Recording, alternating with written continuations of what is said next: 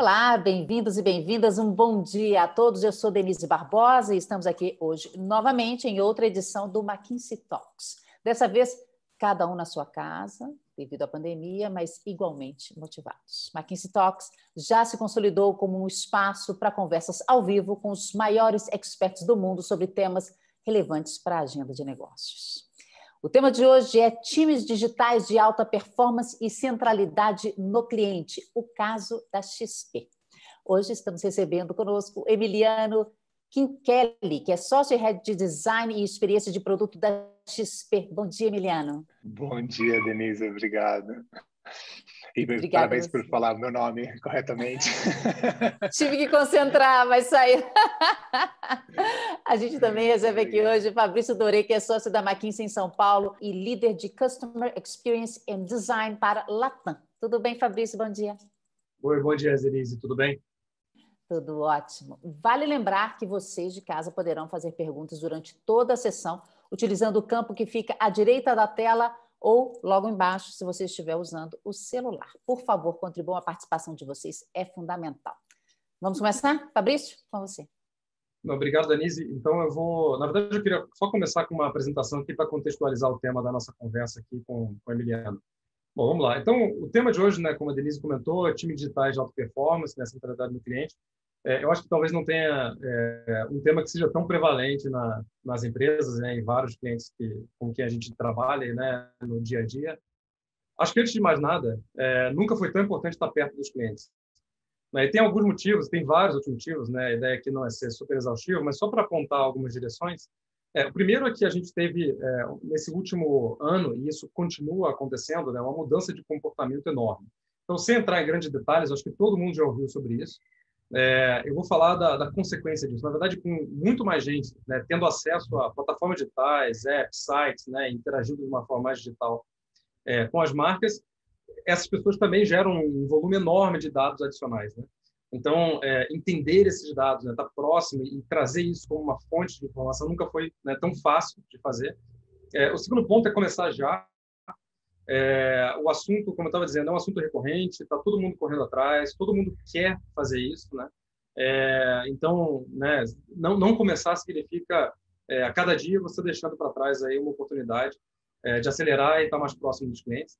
E o terceiro, eu acho que esse talvez seja um dos mais importantes, o relacionamento e a proximidade com os clientes, ela foi muito abalada, né? E ela não tem nenhuma perspectiva de que isso não vá continuar, né? A gente viu uma crise de fidelidade, né? O cliente experimentando mais marcas, reduzindo, às vezes, o gasto, por exemplo, em categorias, né? E provando marcas diferentes.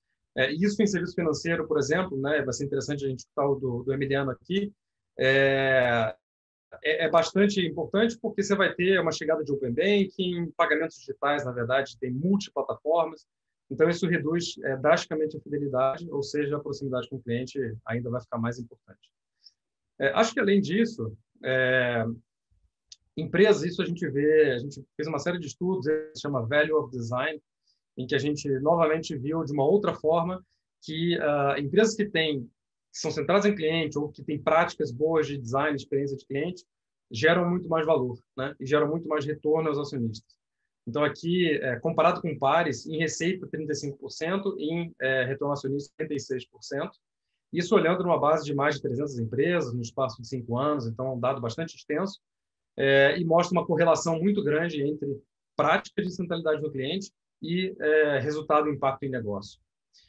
E essas empresas elas não só geram mais valor, pode passar para a próxima, por favor. Elas também são muito mais resilientes. Então, um dado que a gente viu, olhando também historicamente na última crise que a gente teve, é que essas empresas elas também se recuperaram de forma mais rápida, mais consistente, né? Elas são mais resilientes e se recuperam melhor. E aí, seguindo, pode passar a próxima. E aí, acho que um pouco dentro da nossa conversa aqui hoje, é que a abordagem, na verdade, né, que a gente vem evoluindo aí nos últimos anos, hoje ela está tá madura, ripe, né, para a utilização de dados para você entender o comportamento do cliente. E aqui, entender comportamento significa, inclusive, influenciar comportamento. Influenciar comportamento significa mais cross-sell, mais produtos, interações mais recorrentes, né, que têm como consequência diversos indicadores da empresa, seja de resultados, seja de indicadores de cliente mesmo, né? Então, aqui só alguns exemplos. Uma segmentação melhor, por exemplo, trouxe uma oportunidade de receita de 2,5 bi para um cliente, um aumento de satisfação considerável ali de 20 a 40 pontos e por aí vai. Acho que não vale necessariamente entrar em todos os detalhes, mas acho que aqui é só para fazer. Os dados mostram isso, né? Então não é apenas porque uma empresa A ou empresa B gosta de ter mais centralidade ou menos centralidade no cliente. E acho que pode passar o próximo. E eu acho que a coisa fica interessante é que uma coisa é você dizer que ter centralidade no cliente, né? É o que a empresa quer. Outra coisa é você atuar sobre isso e executar, né, em cima disso.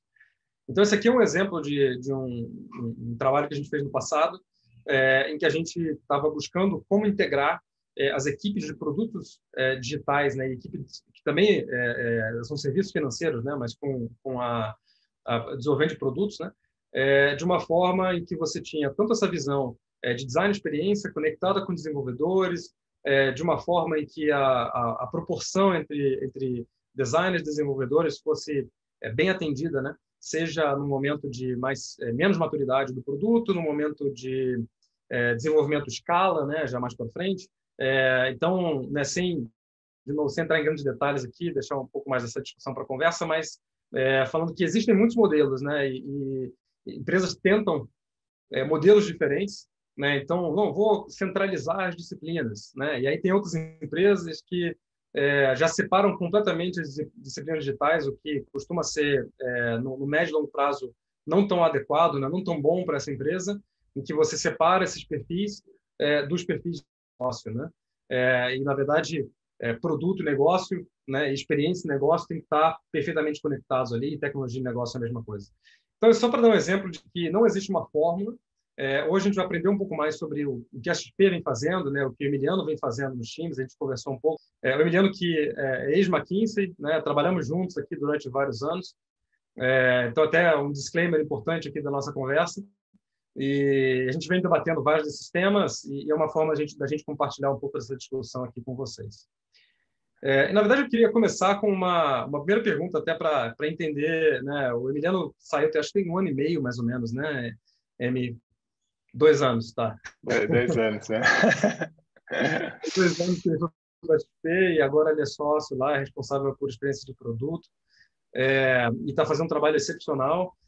Então, eu queria escutar um pouco dele, assim, o que o levou naquele momento, né, a ir para a XP, qual era o movimento, né, que já estava acontecendo, porque para uma empresa, eu já vi isso no passado, né, para uma empresa fazer esse movimento de trazer uma pessoa com um background em design para liderar produtos digitais, já tem que ter um movimento que estava acontecendo. Eu queria entender um pouquinho daquele contexto, o que estava na cabeça lá do Benchmall, do Mafra, como é que foi essa transição? Bom, não, obrigado, Fabrício, de novo, obrigado ao McKinsey aí para me convidar para esse papo. Acho um papo super interessante e a oportunidade aqui, acho que de trocar uma ideia e ver como, obviamente, né, ir para frente, né, juntos. Eu acho que, né, como você falou, não existe uma fórmula. Eu acho que as fórmulas vêm sendo criadas, né, para a melhor solução entre juntar design, produto e tecnologia de uma forma mais sinérgica, né?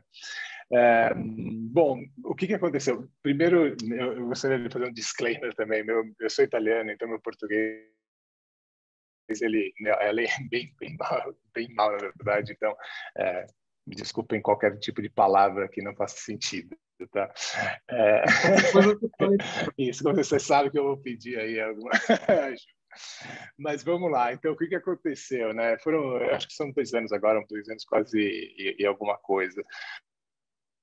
Naquele período, a XP vinha já fazendo uma transformação digital, né, como a gente entende, né? Então, criando os primeiros produtos, se estruturando ali com squads, e já trazendo até alguns produtos super relevantes. Então, eu acho que em 2018 estava a primeira versão do app, né? Então, focada ali em investimentos.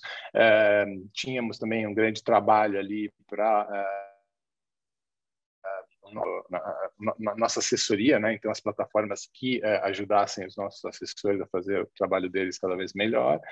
E estava num momento onde exatamente a conversa com o Mafra e o Benchimol na época foram de entender que o caminho dali para frente, né, era um caminho onde a experiência em geral ia ter um role importante no que estava sendo, no que tinha de estratégia. Então, entender que nesse nível, né, já existia a percepção da importância do que a gente queria fazer. Isso foi, com certeza, algo que me deu aquela empolgação, né, de vir para a XP para construir essa nova área de design e depois, obviamente, junto com os heads de produto e de tecnologia, né, se unir para nessa nova construção da área de tecnologia, da transformação da empresa para a tecnologia como um todo, né? Então, esse com certeza foi o primeiro trigger ali que me fez, que me levou para a XP, né?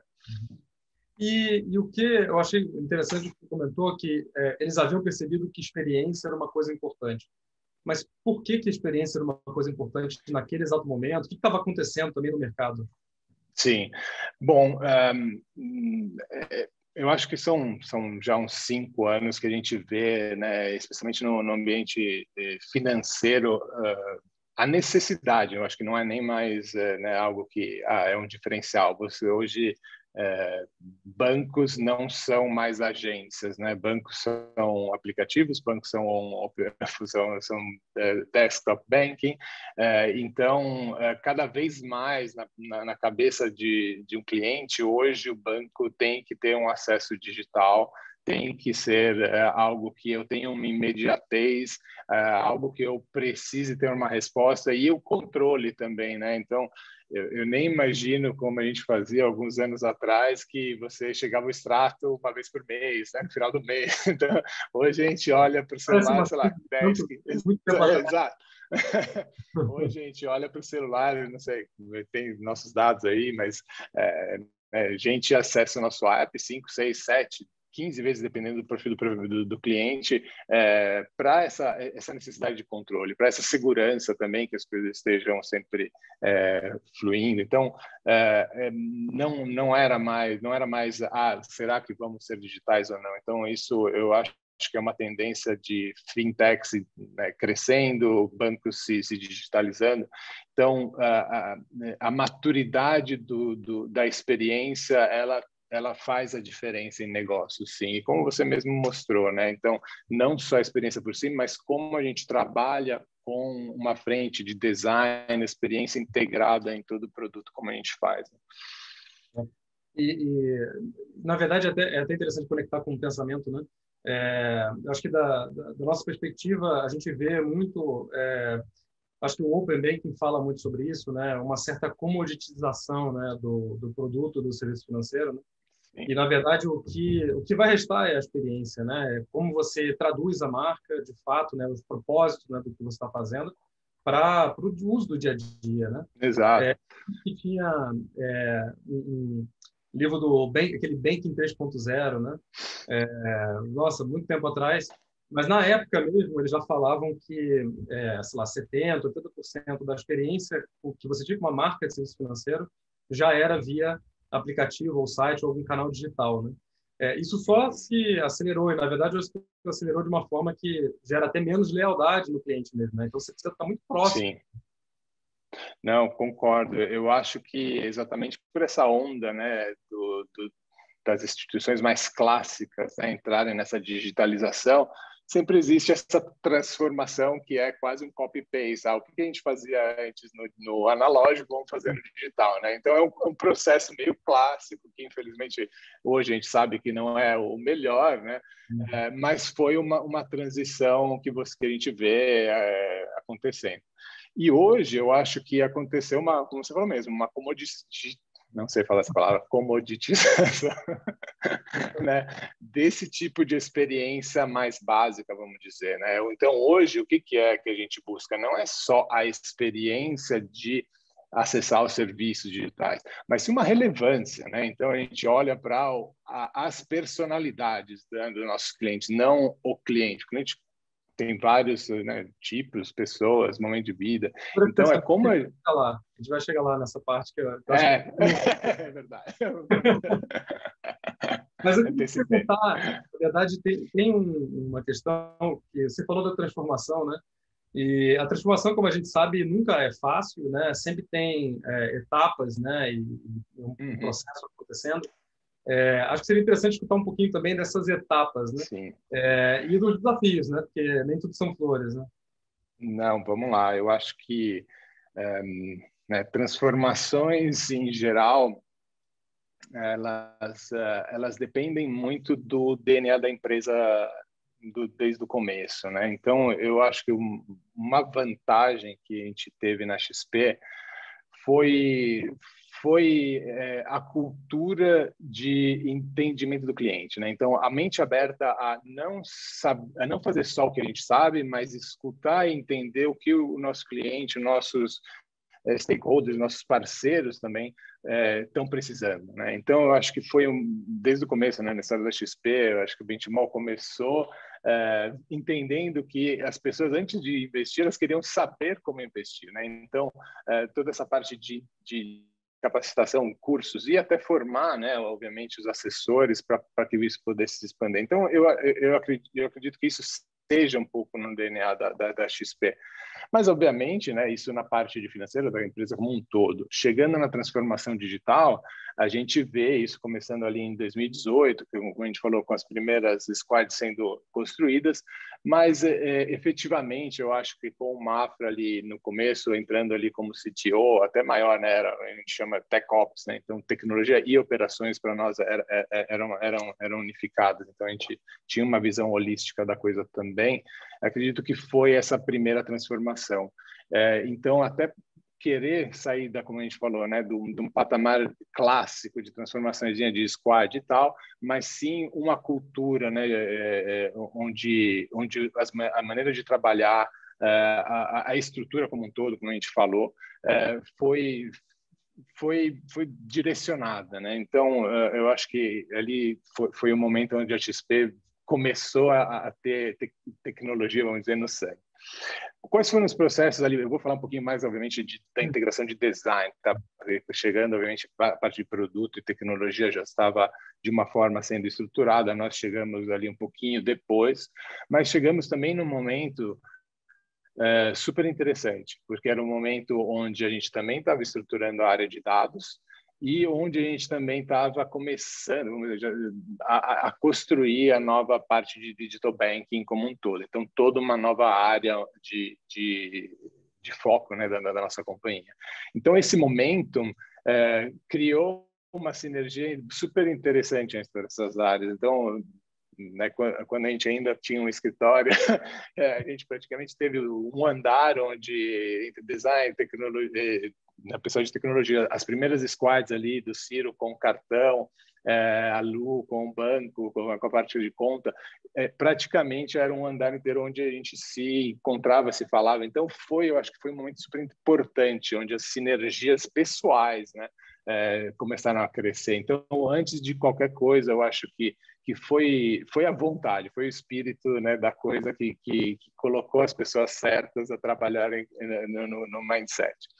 Falando assim de processo, então, o design, quando a gente chegou com design, existia o clássico formato onde os designers estavam integrados dentro ali de um squad, no máximo dentro de uma tribo, alguns tinham UX e UI, outros tinham web designers, então existia um pouco alinhamento de estrutura de roles, responsibilities. Então, o primeiro passo foi exatamente mapear tudo, né? Então, entender as realidades de todas as squads, de todos os designers, para fazer esse primeiro planning e foundations, né? Então, desde a gente começou a criar um pequeno núcleo que a gente chamou de Design Studio, né? O Design Management Studio, na verdade, DMO, que não era nada demais que uma célula inicial, o Centro de Excelência, COE, como você mostrou,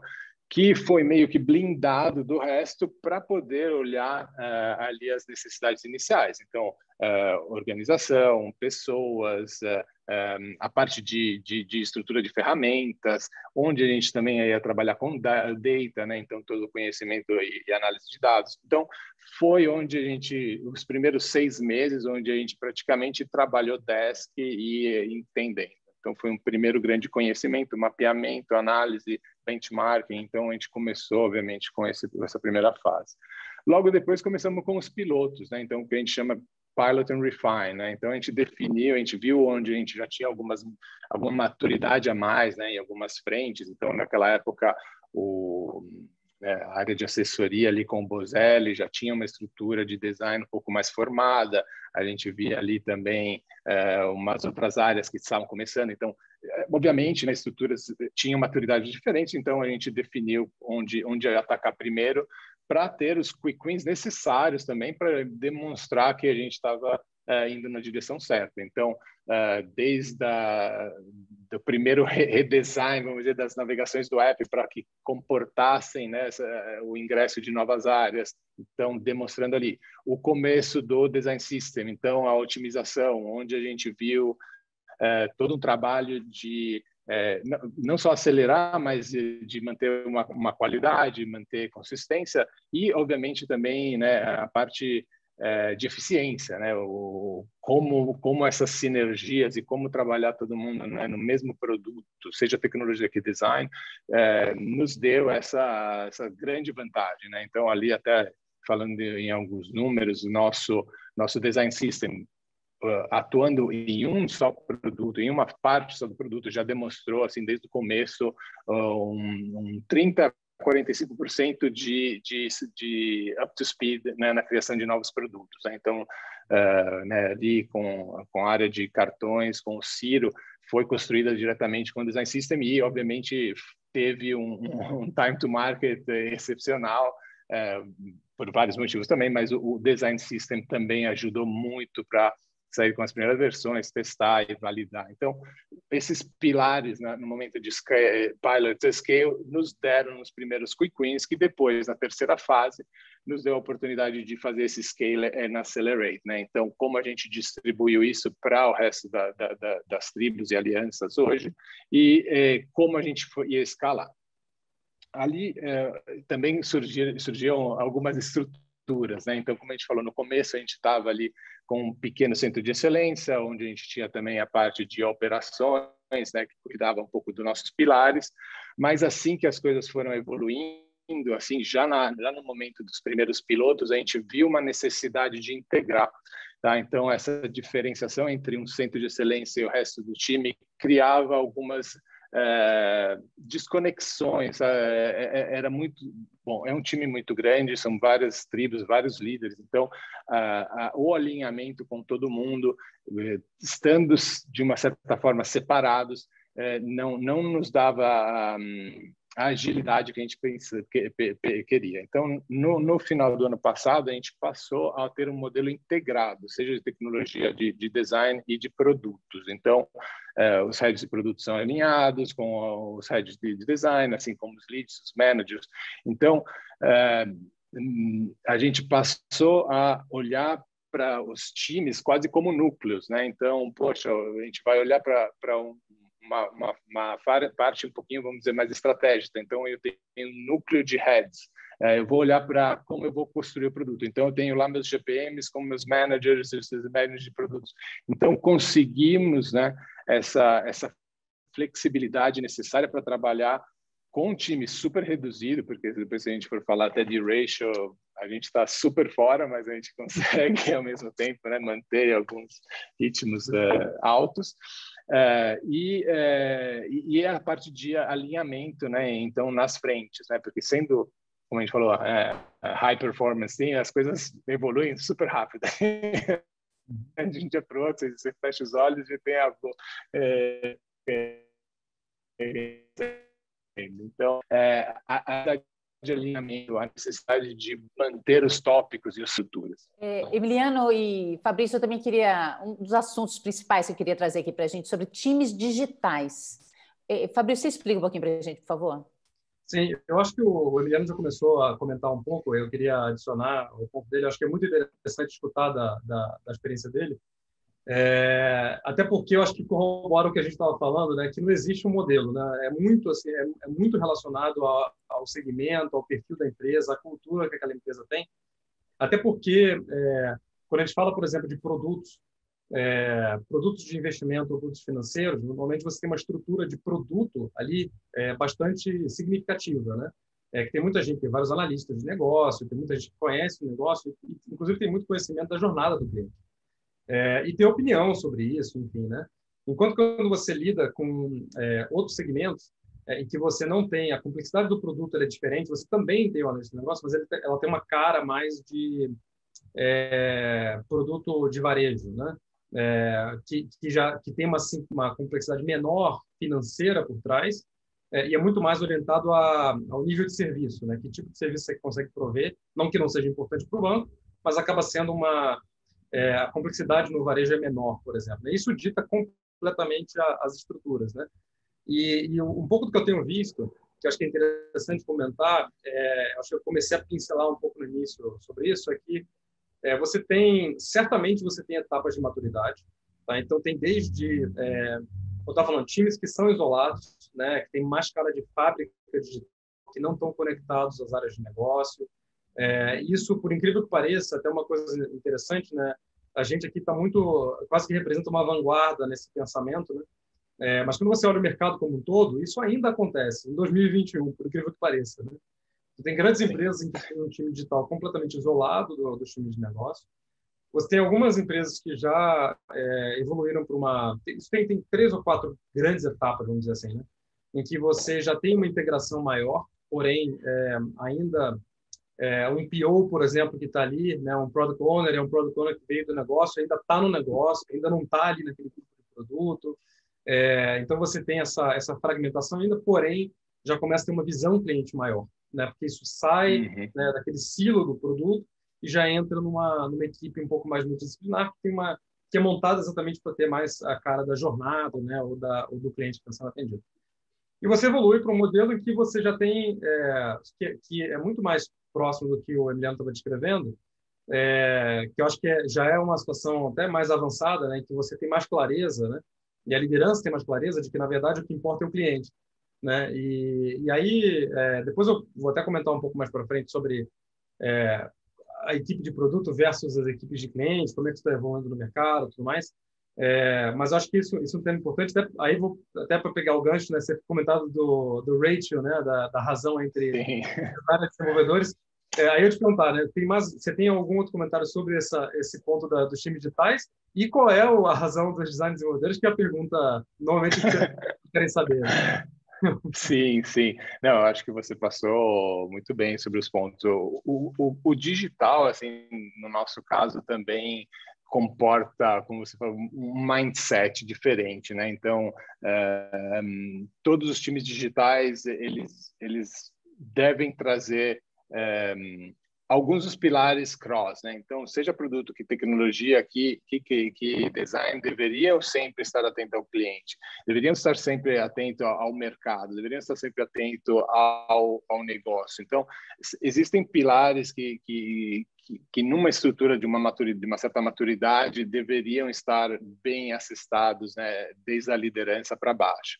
Então, a nível de ratio, a gente ainda não está assim no melhor, né? Como a gente falou, também existem maturidades de áreas e outras até necessidade de áreas, né? Áreas que são mais focadas em cliente e outras menos.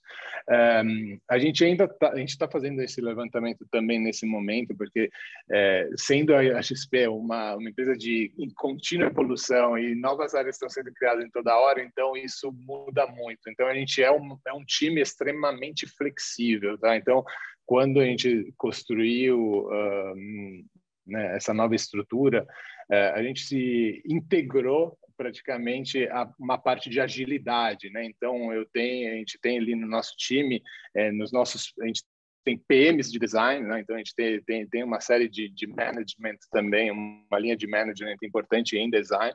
E uma dessas frentes de PM é exatamente a partir de agilidade. Então, um dos nossos PMs vem dessa cultura, então nos traz a flexibilidade necessária para design trabalhar em conjunto com tecnologia, que já vem, né, de anos desse tipo de cultura, e integra também com produto, porque o negócio e a tecnologia, o design quase é um catalisador entre as duas áreas, né? Então, a gente trabalha muito com produto em discovery, depois a gente trabalha muito com tecnologia no delivery, né? Então, essa frente ainda é um continuous né, improvement, até na parte de estrutura.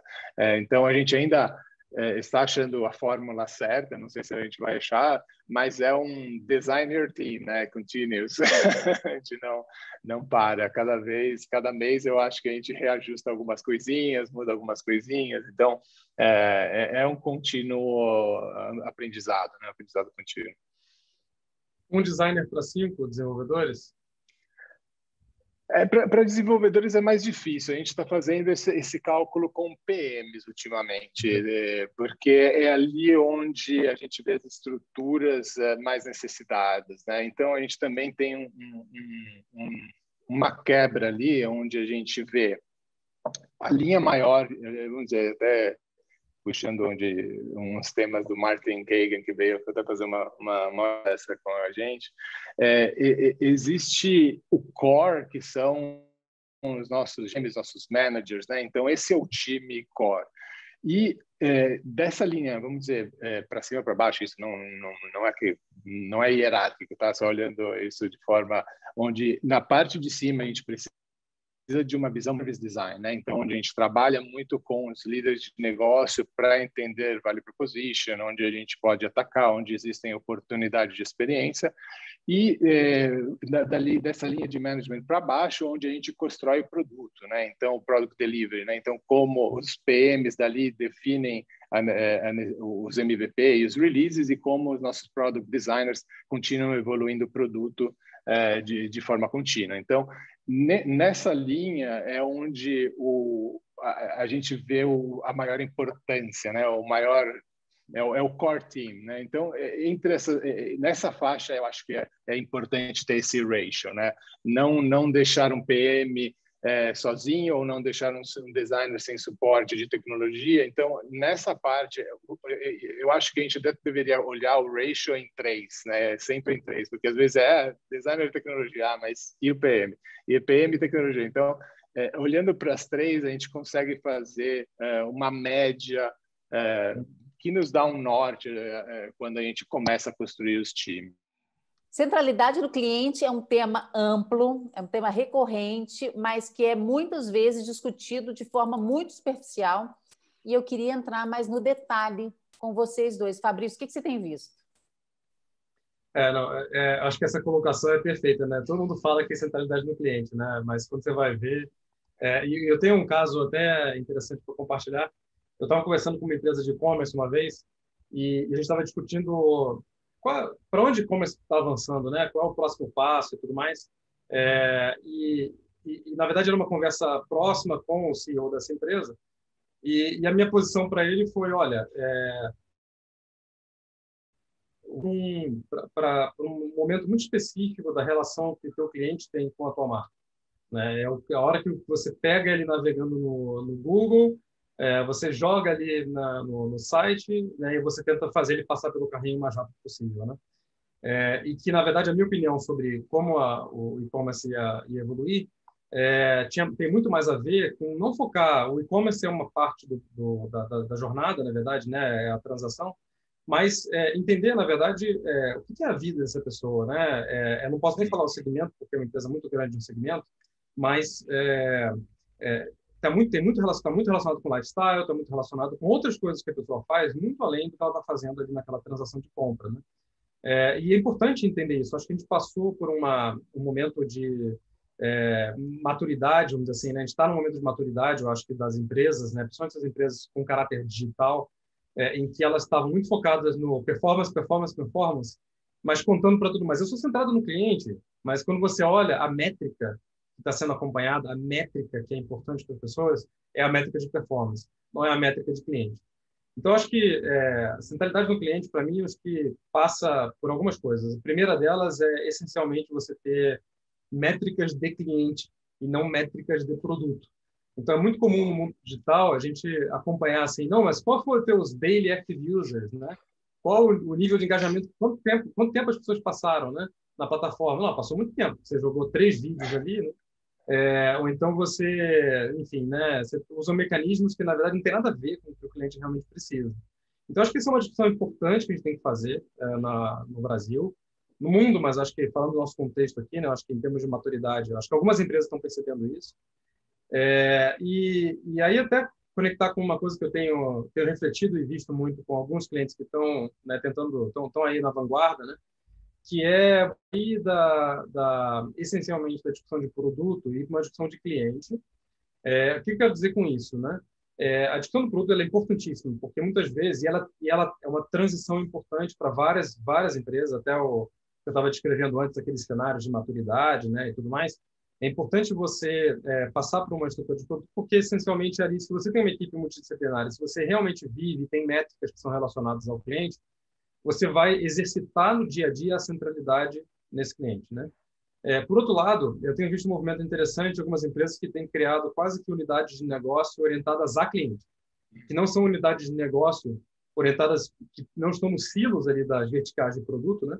Mas que estão pensando em coisas como engajamento, estão pensando em coisas como lifetime value, né? Que é você ver o valor daquele cliente na vida dele, né? Na interação, e não só se ele comprou 2 ou 3 produtos naquele mês, né, que estão mais orientados para isso, e que eu acho que é um passo bastante importante, né, significativo, e você tem muitos ganhos, né, nesse sentido, porque você consegue olhar o engajamento do cliente, a relação do cliente com os diversos produtos que você oferece, você consegue discutir fidelidade, você consegue discutir outras coisas, ecossistemas, né, como é que a vida desse cliente se conecta a outras empresas parceiras, e como é que essa conexão com outras empresas parceiras traz dados para você entender mais esse cliente.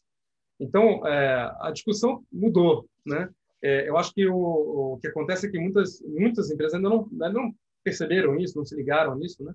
De que a discussão de canal, maximização de performance, ela é uma discussão super higiênica, né? A discussão mesmo que a gente quer fazer é a discussão do cliente, né? E aí eu queria jogar a bola um pouco aqui para o Emiliano para escutar um pouco o que ele pensa sobre isso, porque eu acho que a XP, na verdade, é mais do que a XP são várias marcas, né? Que têm, enfim, necessidades, clientes diferentes, né? Com necessidades diferentes. E imagino que são bem diferentes, né? Se você pensa numa Rico, na própria XP, na Clear, você vê essa diferença? Assim, os clientes são efetivamente diferentes e como lidar com isso, né? Não, exatamente como você falou, né? O challenge na XP Inc. como um todo obviamente, entender como o nosso ecossistema aí de marcas e de serviços atende um range de cliente muito vasto, né? Mas entender quem é esse cliente que é a parte difícil, né? Então, a gente teve um trabalho grande desde quando a gente, vamos dizer, 2 anos atrás, quando a gente entrou com um pouco mais de design, que é o nosso Quantified Experience Design, né? Então, como a gente começou a entender melhor o nosso cliente e como a gente mapeava e quantificava as oportunidades em base a isso, né? Então, o primeiro passo foi exatamente, antes de olhar para o mar aberto, quanto mais clientes a gente podia trazer, a gente olhou para dentro, a gente realmente quis entender quem eram as pessoas que a gente tinha dentro de casa, quais eram as necessidades, como ajudá-las a fazer as coisas que elas estavam procurando de fazer e assim podendo também direcionar para qual marca ou qual serviço, né? Então, começamos olhando para a nossa base de cliente de uma forma atitudinal, né? A gente começou a fazer o mesmo trabalho que negócio faz normalmente, né? Criando segmentos de cliente, olhando para... Só que de forma atitudinal. E até conversando outro dia com a Betina Rocha, que é a nossa estrategista-chefe ali da Rico, ela puxou de novo. Ela falou: é muito importante entender o momento de vida do nosso cliente. Quais são as necessidades naquele momento dos nossos clientes? O que faz desse cliente um perfil X ou um perfil Y? E onde eles estão no momento de vida deles. Então, isso nos deu uma grande visão desses segmentos, né? E ali, como você falou, as métricas que a gente usa são NPS e LTV, né? Então, o Net Promoter Scores e o Lifetime Value. E como eventos se encaixam nessa visão. E de lá a gente consegue entender, sim, as necessidades e também como a gente quer fazer uma estratégia em cima disso. Se eu tenho um núcleo de cliente que eu vejo que tem umas necessidades bem específicas e ele me traz muito lifetime value, eu preciso pegar esse outro núcleo que potencialmente não tem essas características e poder trazer ele para lá. Então, me facilita muito uma estratégia com foco no cliente. Bom, eu acho que como você mesmo falou, né, muda a maneira de como a gente precisa entender o cliente, né? Então, a segmentação que sempre foi feita em negócios, né, para entender oportunidades. Hoje a gente consegue fazer a mesma coisa entendendo os behaviors, né, o comportamento do cliente. E isso nos permite de fazer essa segmentação e cada vez mais entender as necessidades por variedades de perfis, né? Então, ali eu posso também criar mais facilmente uma estratégia. Então, colocando ali em eixos, por exemplo, de LTV e NPS, eu consigo mapeá-los, entender e fazer estratégias. Eu quero que esse tipo de segmento, que esse segmento seja reforçado o LTV, ou que esse segmento me dê o maior NPS. Então, eu consigo fazer estratégias de experiência e não só, obviamente, até de negócios, para que isso me traga cada vez mais uma relação melhor com o meu cliente e, obviamente, oferecer serviços e produtos melhores, né? Melhores ou mais relevantes, na verdade. Melhores é uma palavra diz pouco. Eu acho que tem um ótimo exemplo, que é o lançamento recente do cartão da XP, né? Que foi interessante, foi lançado o cartão e também foi lançado como parte do aplicativo, né? Como uma experiência digital. Como é que isso se conecta com a centralidade do cliente, com essa visão de cliente que você estava comentando? Sim, foi como a gente falou no começo, né? Foi aquele momento que a gente começou e a gente sentava do lado, eu, o Ciro ali, começando esse novo challenge ali.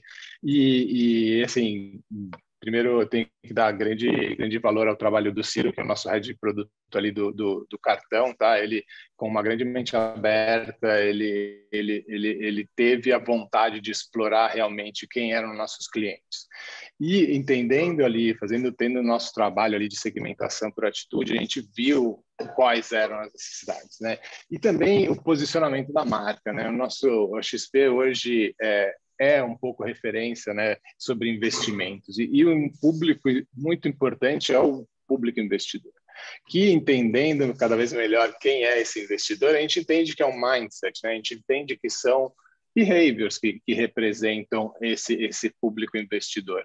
E assim o cartão foi construído em base a isso, né? O nosso Investback, que é provavelmente, né, o nosso diferencial, ele vem de um conceito, né, comum do cashback, mas ele é direcionado para o investidor, né? Não é um ponto, não é uma milha, mas é dinheiro que cai numa conta e você vê ele crescendo também num fundo, né? Então, é exatamente parte do nosso DNA. E isso já faz do nosso cliente entender que o nosso DNA é esse, que é o DNA de dar controle para ele das finanças e do dia a dia.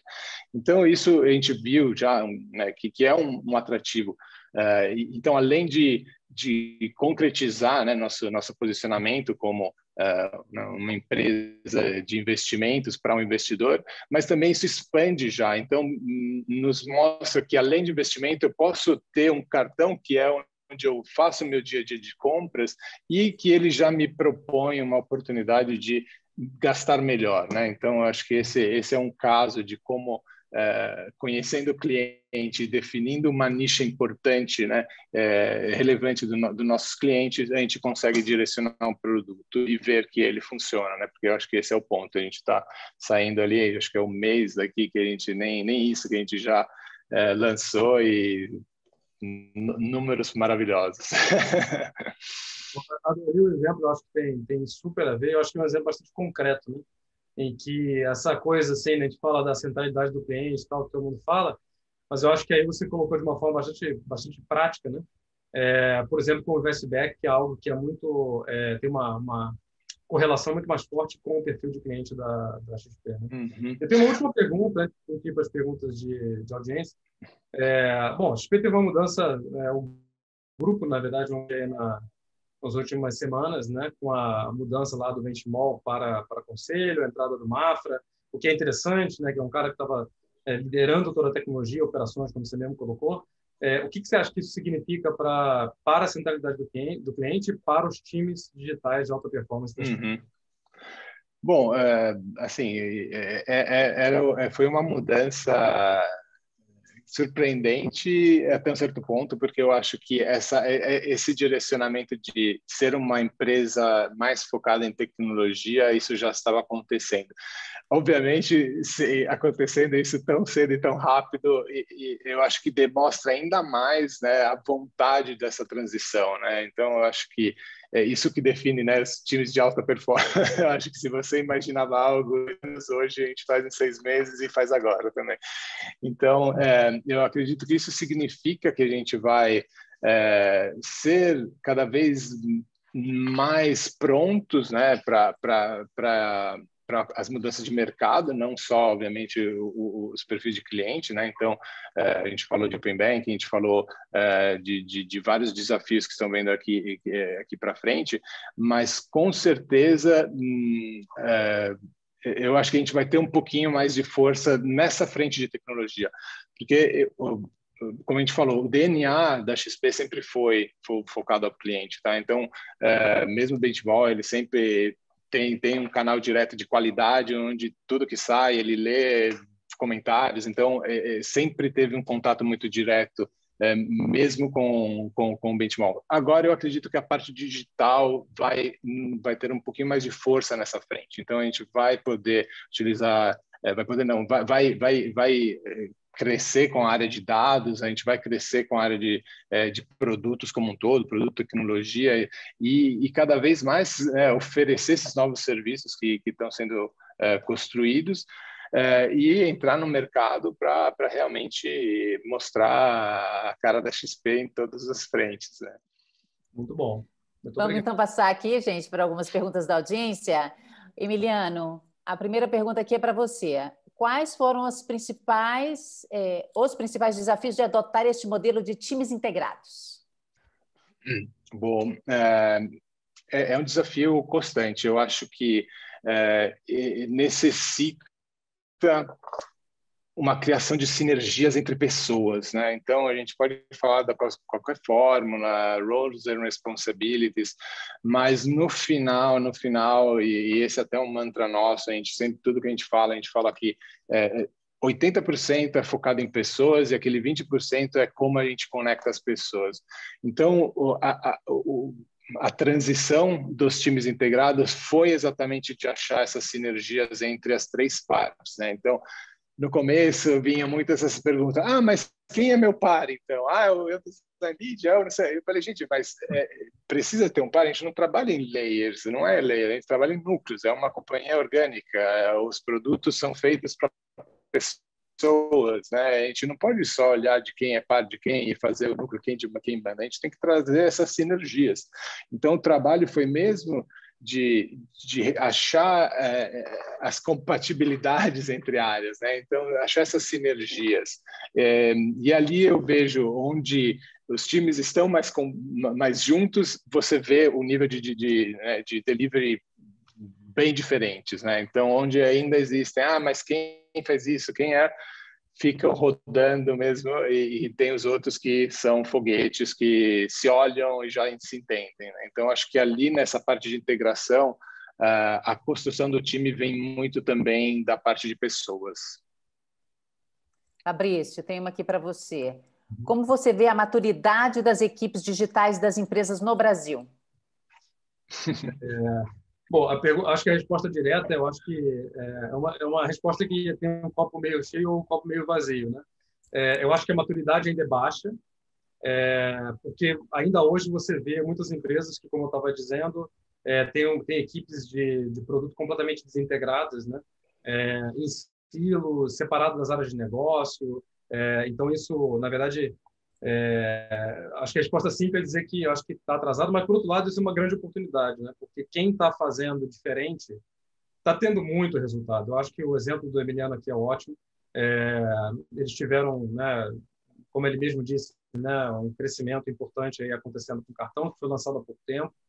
E eu acho que isso mostra, mais uma vez, né, eu acho que é uma coisa que talvez entre pessoas que conhecem essas coisas, né, como nós aqui e outras pessoas do mercado, a gente sempre bate na mesma tecla, né? Não, mas é diferente, vai ser melhor, né? Aqui estão os resultados, né? E muitas empresas, por incrível que pareça, ainda teimam em não acreditar, enfim, tem outras prioridades. Eu acho que a grande mensagem aqui é que o nível de maturidade é baixo, mas a oportunidade é muito grande para quem quer fazer, de fato. Tem uma pergunta aqui que é para vocês dois. Então, como mensurar a centralidade no cliente? Emiliano, você responde primeiro, depois o Fabrício completa, por favor. Como mensurar? É uma boa pergunta. Eu acho que se a gente for olhar só métricas, eu acho que perde algumas nuances importantes da coisa, né? Então, acho que como a gente conversou antes, né? Não é só o NPS, não é só medir. Os números, quando você fala de pessoas, são um dos fatores, né?